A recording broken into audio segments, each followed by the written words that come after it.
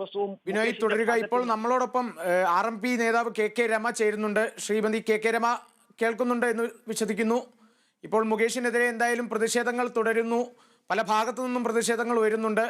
ഇടതുപക്ഷ സംഘടനകളുടെ ഭാഗത്തു നിന്നും തന്നെ പ്രതിഷേധം തുടർന്നുകൊണ്ടിരിക്കുകയാണ്. എങ്ങനെയാണ് RMPയുടെ ഭാഗത്തു നിന്നും അല്ലെങ്കിൽ ഈ ഒരു കക്ഷി രാഷ്ട്രീയത്തിന്റെ ഭാഗമായി അല്ലെങ്കിൽ അത്തരമൊരു പ്രതിപക്ഷത്തിന്റെ ഭാഗത്തു നിന്നും പ്രതിഷേധങ്ങൾ ഉയരുന്നത്? അല്ല, ഇതിലൊരു തർക്കമില്ലാത്ത വിഷയമാണ്. ഇത് വളരെ ഗുരുതരമായ ആരോപണമാണ് MLA-ക്കെതിരെ ഉയർന്നു വരുന്നത്, MLA മുകേഷിനെതിരെ. അതുകൊണ്ട് തന്നെ അദ്ദേഹം ഈ ഒരു പശ്ചാത്തലത്തിൽ രാജിവെക്കുകയാണ് വേണ്ടത്. അദ്ദേഹം രാജിക്ക് തയ്യാറായിട്ടില്ലെങ്കിൽ പാർട്ടി രാജി ചോദിച്ചു വാങ്ങി രാജിവെപ്പിക്കണം.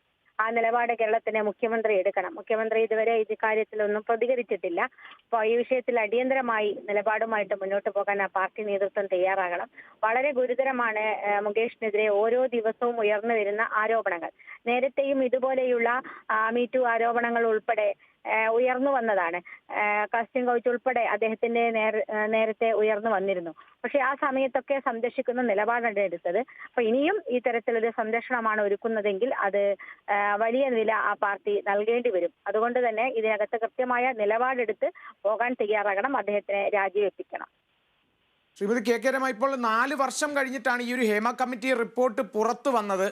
ഈ പല ഭാഗങ്ങളിൽ നിന്നുള്ള നമുക്കുള്ള അഭിപ്രായം കേട്ടത് വെച്ച് അവരെല്ലാം പറയുന്നത് ഇത് ഇടതുപക്ഷ സർക്കാർ ആയതുകൊണ്ടാണ് ഇത്തരത്തിലൊരു കമ്മിറ്റി റിപ്പോർട്ട് തന്നെ തയ്യാറാക്കിയത് എന്ന തരത്തിലായിരുന്നു. എന്നിട്ടും പിന്നെ എന്തുകൊണ്ട് ഈ 4 വർഷം താമസിച്ച് അല്ലെങ്കിൽ 4 വർഷം എടുത്തു ഇത് പുറത്തിറക്കാൻ? അതിൽ കുറെ സംശയങ്ങളെല്ലാം ഉടലെടുക്കുന്നില്ലേ? എന്താണ് അതിനെക്കുറിച്ചുള്ള താങ്കളുടെ അഭിപ്രായം? അതിൽ സംശയങ്ങൾ മാത്രമല്ല, ഇപ്പോൾ ഉയർന്നു വന്ന ഈ കാര്യങ്ങളൊക്കെ 4.5 വർഷം മുന്നേ ഉണ്ടാകേണ്ടതാണ്. 4.5 വർഷം മുന്നേ സർക്കാരിന്റെ കയ്യിൽ വളരെ വിശദമായ, വളരെ കൃത്യമായ തെളിവുകളോട് കൂടിയ എല്ലാ ഡോക്യുമെന്റ്സും സർക്കാരിന്റെ കയ്യിൽ ഇരിക്കുകയാണ്.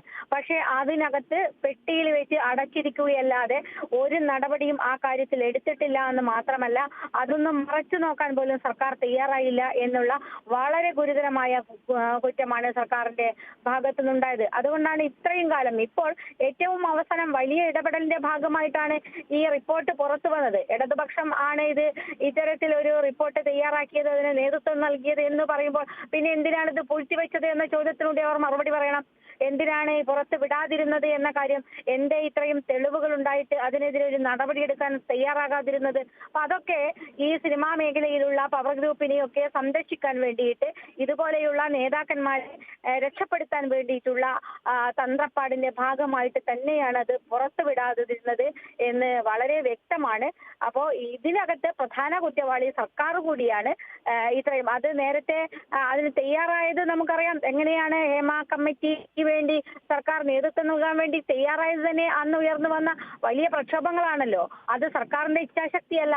2014 നമ്മുടെ പ്രിയപ്പെട്ട നടിക്കുണ്ടായ ദാരുണമായ അനുഭവം, അതിജീവിതയുടെ ഒരു പോരാട്ടം, ആ പോരാട്ടമാണ് അവസാനം ഇത്തരത്തിലൊരു അതിന് മേഖലയിൽ പ്രശ്നങ്ങൾ പഠിക്കാൻ ഒരു കമ്മിറ്റിയെ വെക്കാം എന്ന നിലപാടിലേക്ക് സർക്കാർ എത്തിച്ചേർന്നത്.